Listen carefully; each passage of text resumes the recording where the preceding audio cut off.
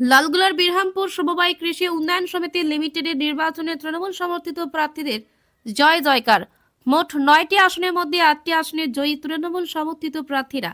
জানা যায়, 1976 সালে প্রতিষ্ঠিত বিরামপুর সমবায় কৃষি উন্নয়ন সমিতি লিমিটেডে আজ রবিবার প্রথমবারের মতো নির্বাচন অনুষ্ঠিত হলো। আর এই নির্বাচন উপলক্ষে সকাল থেকে ব্যাপক প্রস্তুতি ছিল প্রশাসনের। যে কোনো ধরনের অপ্রীতিকর ঘটনা এড়াতে নিরাপত্তা ব্যবস্থা জোরদার করা হয়েছিল। সকাল থেকে লম্বা লাইনে দাঁড়িয়ে 223 জন ভোটার এদিন ভোট দান করেন। ভোটদান পর্ব শেষ হওয়ার পর শুরু হয় ভোট গণনা পর্ব। ভোট গণনায় দেখা যায় মোট 9টি আসনের মধ্যে 8টি আসনে জয়ী হয় তৃণমূল কংগ্রেস সমর্থিত প্রার্থীরা, আর একটি আসনে জয়ী হয় বাম কংগ্রেস সমর্থিত প্রার্থী। ভোট গণনা শেষ হতেই সবুজ আবির খেলায় মেতে ওঠে তৃণমূল কংগ্রেসের নেতা কর্মীরা। তৃণমূলের দলীয় পতাকা হাতে নিয়ে একে অপরের গালে সবুজ আবির মাখিয়ে দেয় তারা। এই সভায় উপস্থিত ছিলেন লালগোলা ব্লক তৃণমূল সভাপতি মোতাহার হোসেন। তিনি এদিন জানান, এই জয় দেওয়ানসরাই অঞ্চলের আপামর জনসাধারণের জয়। এই জয় লালগোলাবাসীর জয়। এই জয় উৎসর্গ করছি মমতা ব্যানার্জি, অভিষেক ব্যানার্জি ও এলাকার সাধারণ মানুষকে।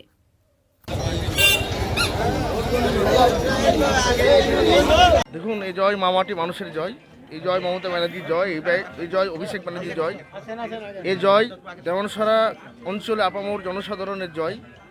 এই জয় সুস্থ সামাজিকভাবে যে সমস্ত আমাদের এই বিরামপুর কৃষি উন্নয়ন সমবায় সমিতিতে যারা আমাদের ভোটার আছে তাদের জয়। এ জয় বাংলার মানুষের জয়, এ জয় লালগোলাবাসীর জয়। মোট ক্যান্ডিডেট ছিল 9 জন। তারা বিভিন্ন দলের নমিনেটেড ছিল, সমর্থিত ছিল। আমাদের আজকে যে এখন পর্যন্ত আমরা রেজাল্ট পেয়েছি তাতে আমরা তৃণমূল কংগ্রেসের সমর্থিত ক্যান্ডিডেটরা 9-এর মধ্যে 8টাতে আমরা জয়লাভ করেছি। একটা বাম কংগ্রেস যে জোট ছিল সেই জোটের সমর্থিত একজন জয়। এই জয় উৎসর্গ মমতা ব্যানার্জিকে, এই জয় উৎসর্গ করছে অভিষেক ব্যানার্জিকে, এই জয় উৎসর্গ করছে দেওয়ানসরা সাধারণ মানুষকে।